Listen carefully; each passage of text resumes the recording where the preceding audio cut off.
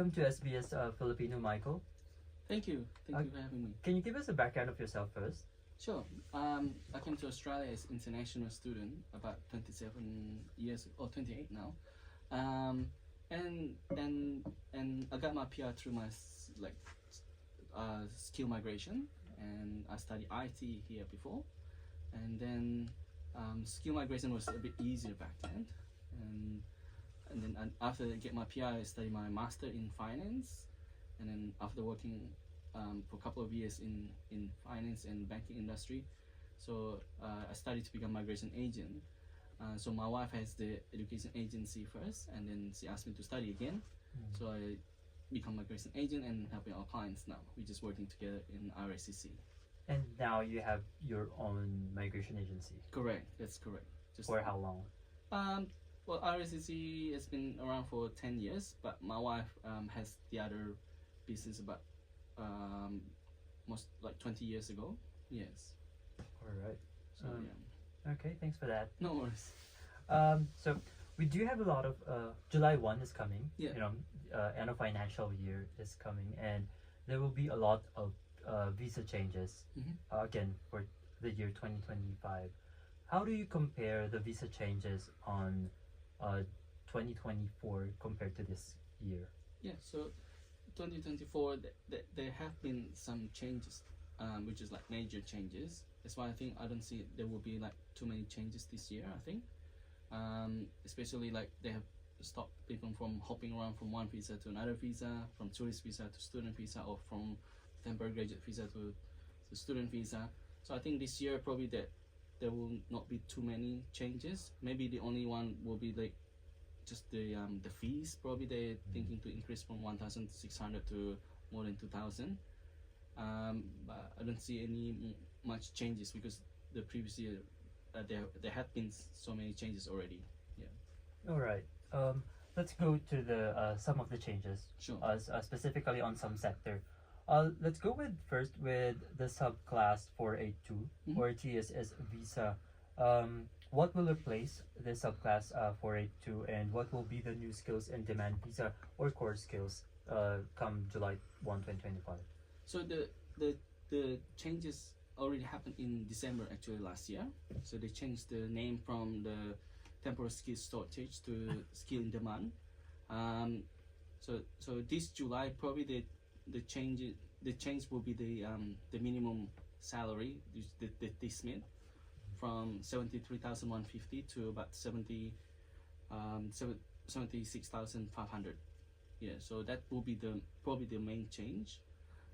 But in December they already did the major changes, and yeah. So if you want, I can. Yeah, are there explain to you.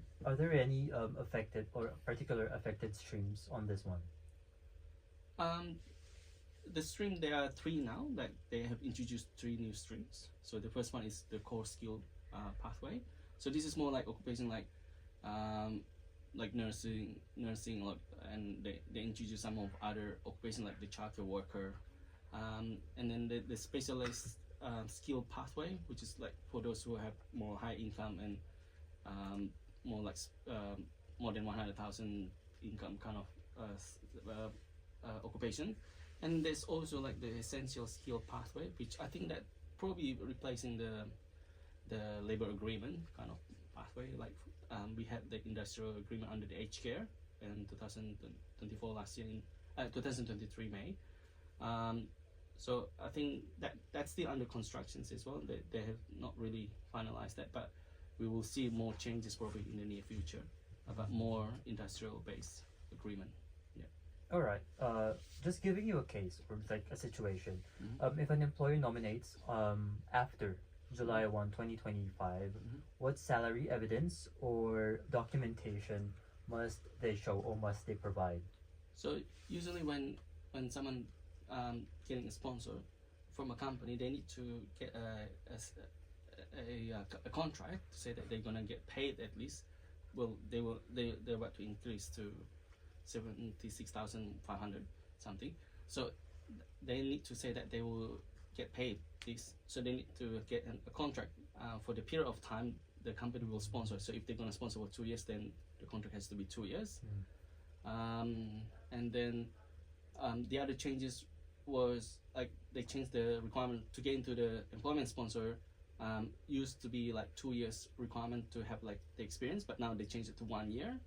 So in order to prove that, they need to have the evidence like the pay slips, employment reference letter to show the experience.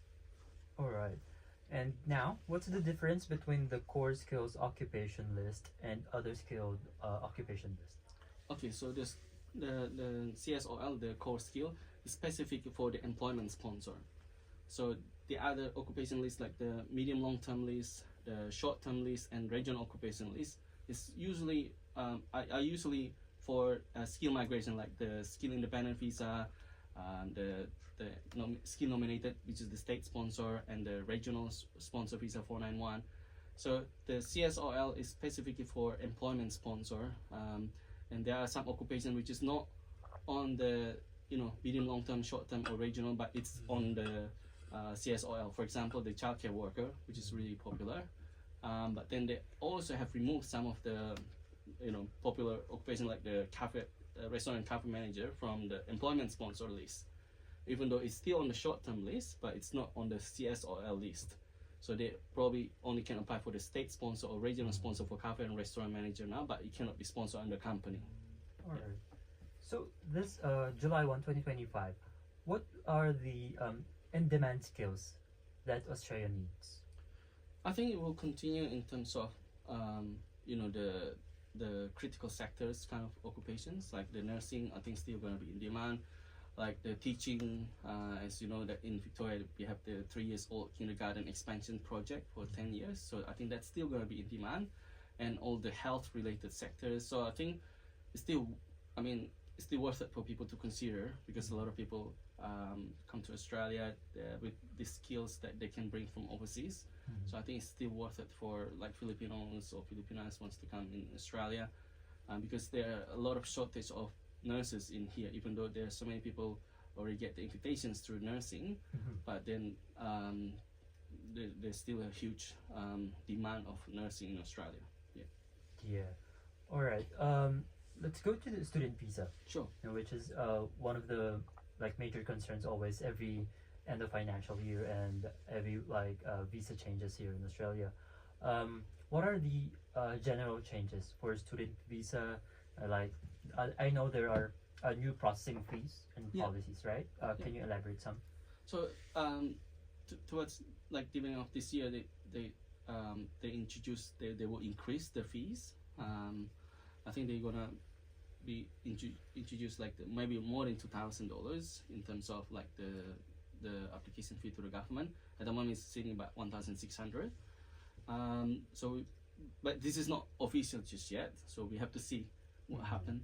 And usually in July there will be like increase of fees anyway in general for most of other visas as well. So not just the student visa, but the other visa also will increase about 3 or 4-5%. It just depends on what the government decide, to be honest. So that's the main change in terms of the fees. Some of the other requirements, actually, for example, the show money, people, in Philippines they call it show money. That was already changed actually from May 2024, from last year. So, but not many people knows. So they were basing on the previous amount for the show money, which is at the moment it's already $29,710 for the main applicant, and if you have the partner it will be $10,394, and if you have child it will be $4,449. So this is something that we need to be careful, especially from Philippines. This is like Philippines is the country level is level 3, so you will need to provide show money. Otherwise you will get refusal. I know there are a lot of agents out there, they're saying that don't worry about show money or anything like that, but then they will get a refusal, you know what I mean? So it's better to have even they don't request, I think it's better just to prepare the show money, so then if they request then at least you provide. But in general, based on the country level, you need to have show money anyway.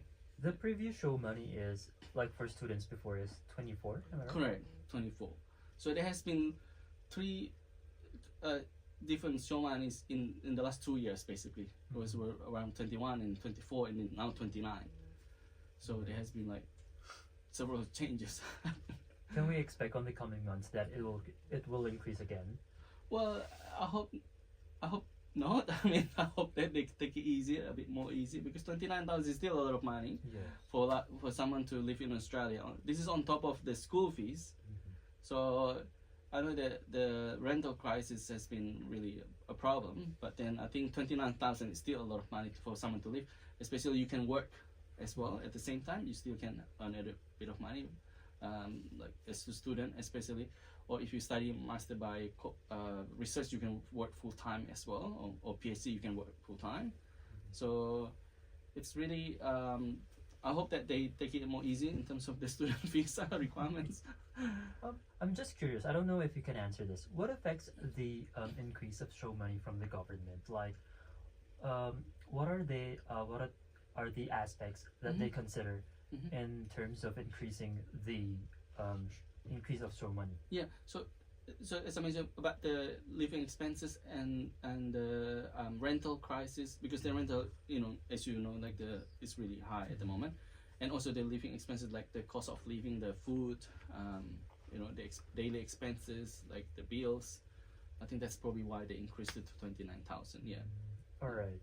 And now, with the subclass 485 or temporary graduate visa, if I'm not mistaken, last year there was a big change in terms of age, right? Yes. So what are the changes in July 1? And can you refresh us also, if you can, like the changes on 2024? So last year, 2024 July, they have changed the limit of the age. It's up to 35 years old. Unless if you're studying like master by research or PhD, then it can be up to 50. Or if you hold someone who's a holder of Hong Kong or British passport, then you can apply up to 50. So these changes already happened last year. I don't think they will change that again like this year. And something that people need to be aware of, like 35, as long as you don't turn 36, you can still apply actually. Yeah, so sometimes people thought that, oh, I already 35, I cannot apply anymore. Yes. But you can actually still apply as long as you don't turn 36. Yeah. English test for the temporary graduate visa 485, subclass 485, they have increased from 6 to 6.5 and minimum 5.5 in each band. Used to be like 6 overall and minimum 5.5. And also the PT used to be like overall 50, minimum 36. Now they have changed like each of the band also different. So for example, for overall 57 and listening 43, reading 48, speaking 42, and writing 51. So that's, but you can use other type of English tests as well, like TOEFL, OET. You can use that as long as equivalent to this kind of marks in terms of PT and IELTS. Yeah. All right. And for current students on temporary visas, are there restrictions on renewing student visas or switching visa streams? Yeah, so that's the other issues, because they want to stop people from hopping from one visa to another visa or from higher level to lower level. So whenever someone wants to downgrade their study from higher education to lower education, they need to make sure that they apply for a new visa, because it's considered to be like a vocational study instead of higher education. So if you want to keep on your current visa, you need to make sure when you downgrade, you need to make sure that it also has a package to the higher education as well. For example, if someone downgrade from bachelor to like certificate or diploma, they need to make sure they also have a package with the bachelor if they want to keep on the current visa. Otherwise, they have to apply for a new student visa, because that's considered to be like vocational studies. And also now they have stopped people from applying for student visa from temporary graduate visa onshore, even though now they still allow people to apply from offshore. Many people doesn't know this. They think that they cannot apply for student visa anymore once they have applied for temporary graduate visa, but they actually can. So for example, like while they're on temporary graduate visa, they still can go outside, apply for student visa and come back here, and you can apply for a bridging visa to wait for the outcome. Some people can still do that. And then the tourist visa nowadays, you cannot change to the student visa. Yes. Yeah, so because they think it's not genuine, like someone just come here suddenly with tourist visa and then change to student visa suddenly. Yeah. So So before, like, while you're on tourist visa, Mhm. you can apply for student visa while on shore, right? correct. But That's now, if you're a tourist here, you cannot. you cannot anymore. Yeah. And there were a lot of people who were doing that from tourist visa to student visa. There were a lot of refusal at that time. So we and RACC we help people to appeal, and we actually won most of them already. And Yeah. this was introduced like the tourist visa to student visa last year, right? Yes, Like yes, that you cannot apply for student visa if you're coming from a tourist visa. correct. That's correct. Yeah, it Alright. was from July last year. That was the major changes last year. I think I sent this also to you, like just a clarification for this question. Will there be a new cap for international students in terms of working hours, who are postgraduate students? Can we like clarify this one? So basically, for postgraduate visa, I mean, those who are studying master, for example, if someone studying master by coursework, they still have a limit of 48 hours for fortnight. Unless if they're going to study master by research or PhD, then they can work unlimited. These changes actually have happened from last year as well, about the changes. So I don't see any more changes happening, but we never know because government can always change what the regulation is. So it just depends on what the government wants. All right. Yeah. Is the international student industry still the top income generating industry of Australia? One well, of the top. one of the top, because it used to be like the resources and the mining, but usually like education is like number 3 or number 4, but I think now because of the mining also the resources industry has also slowed down because certain countries who used to import the produce from Australia then have slowed down as well. So I think education has really a big role in terms of like to sustain like the income in Australia. So well, I really hope that the government understand that and they will consider that, because if they make it difficult for the students to come here, then that will have an impact of the economy in Australia. Yeah. In terms of the courses to take, like let's say someone's listening to us, thinking of pursuing a bachelor's degree, a master's degrees, or maybe a vocational degree. Mhm. What would be some of the best courses to take if they want to pursue living here in Australia, moving forward for a long time? Well, to be honest, I cannot really say like study this in order to get PR. I don't think the government wants to hear that. But maybe I can explain to you what it's in demand in Australia. What kind of occupation in demand. So as I mentioned before, like nursing, teaching, social worker, it's always in demand, and also health sector, but also trade occupations like carpentry, cabinet maker, painter, motor mechanic. It is still in demand because there's still like a shortage. Yeah, I know that in Australia we also have like this economic situation where there are a lot of jobs as well, but then it seems like this occupation is still sustained by the demand, and especially if there's some projects, like the 3 years old kindergarten. Even though there are so many people come to Australia with these skills and qualification, but it seems like there's still a lot of invitation for this kind of occupations, like in early childhood and nursing. Yeah. All right. And in terms of approval rate for student visas, how would you compare this year's approval rate to 2024? To be honest, it seems like there's some kind of like season, like when government approve and not approving. So towards the end of like 2023, beginning of 2024, there were a lot of refusals during that time. But then from 2024, like July onwards, it's sort of like they sort of approving a bit more. And then now, even like we had some clients with approved within 1 day or 1 month. It seems like they are more approving a bit more, and I think it could be something to do with the quota. I think like every year they have a quota, how many people they will give allocate it to student visa or other visas. So I think if they already used up their quota, they cannot just approve, because there's a limit of how many people they get allowed to come into the country. So I think beginning of the financial year, usually it seems like they give it more approval, like from July onwards. And in terms of the time frame for the visa approval, let's say for student visa, what is the ideal time? I know there are all different time frames, like some like just a month, or some or two. Correct. 2 weeks, right? But some really wait for months.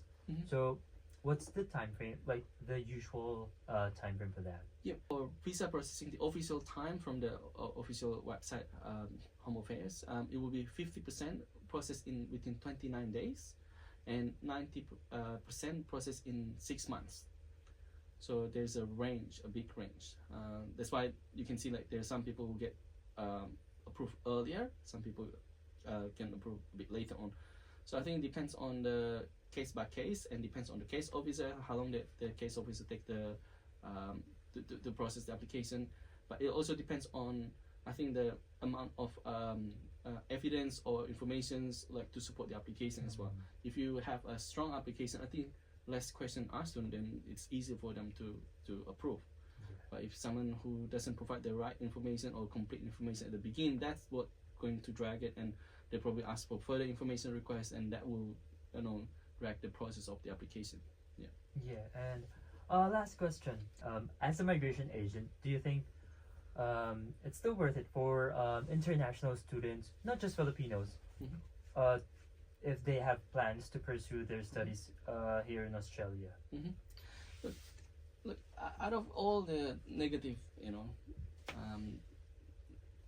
what come out in the market, but I think it's still worth it. I think Australia is still a better place to study, and especially for certain countries who's not too far from here. I mean, we are like 7-8 hours or 10 hours away, compared to if you have to go to other countries in America or UK, it would be really long flights to come back home.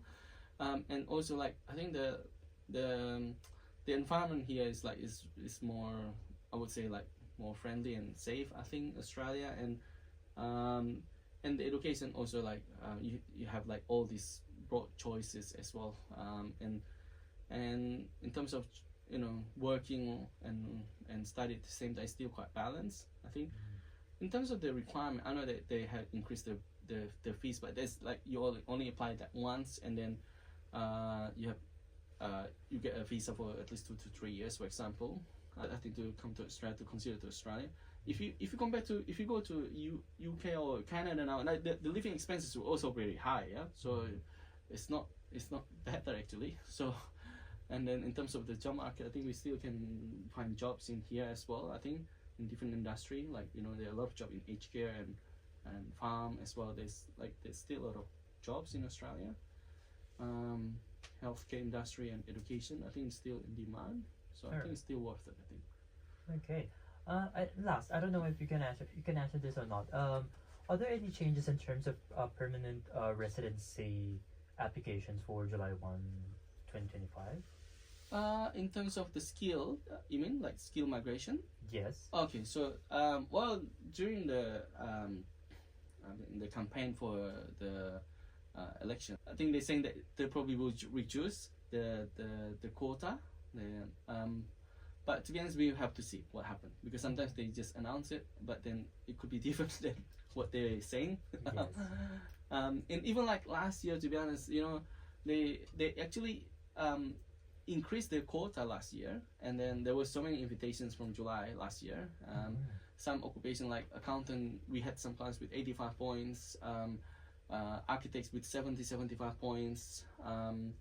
Of course, the regular nursing and early child and other teaching qualifications also get invitations, and even marketing also get invitations, even though points is quite high. But having said that, I think there are still there's still a need of this occupation in Australia, so I think they will sustain the demand. In terms of the employment sponsor, of course, if they increase the salary, that they smith to, but it's not that huge different anyways, from 73 to 76. of course, there are certain occupations that probably they cannot pay that amount of income. For example, the childcare worker, usually they don't get paid up to 76. So that can be a problem. But it depends on the occupation. Of course, the minimum salary for normally what Australian will get. So that's probably I can see the challenges. But training visa, there are a lot of refusals recently. So I think that it will be more ideal, I think, to apply for 482 or 186 visa. I think that will be more genuine. I think the government knows, I think training visa has been used to extend their stay in Australia. So we need to be careful. We have to be genuine when, to help people, to make sure they don't get a refusal. So I think that's really important. I think that's why, to make sure that we are doing genuinely. I think that's why people come to RACC, because we just want to help people, properly, genuinely. Yeah. Oh, that's nice. Okay. Last, I don't know if you have any updates with this. Last year, with the transaction from the Philippines and Australia, Albanese and President Marcos, they introduced the working holiday visa last year. Yes. But it's still not implemented, am I right? So, come July 1, 2025, is it still hanging, or is it already confirmed? Yeah, not confirmed yet. Not confirmed, because last year they were saying that it was going to start in July as well, but it didn't happen. So I can't say at the moment if it's going to happen this year or not.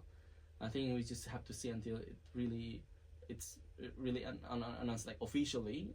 Then we can say something. You know what I mean? Because sometimes the immigration always like they announce, but then doesn't mean that it's going to happen straight away. Like the point system, they're going to change the point system, but then it never happened.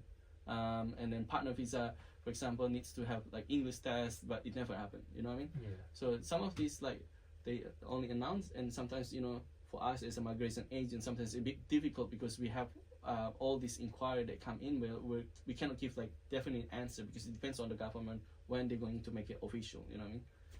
So right. So I said, just try to get ourselves update all the time. That's why we try to post on our social media about the the updates, and then we also send email, like weekly email, in terms of the updates. So at least we sort of filter first, and then trying to see if this is correct. Then only we sort of announce, you know what I mean, and try to explain in a simple, more easier to understand. Yeah. All right. Thank you, Michael. Okay, no worries. Thank you so much. Thank you.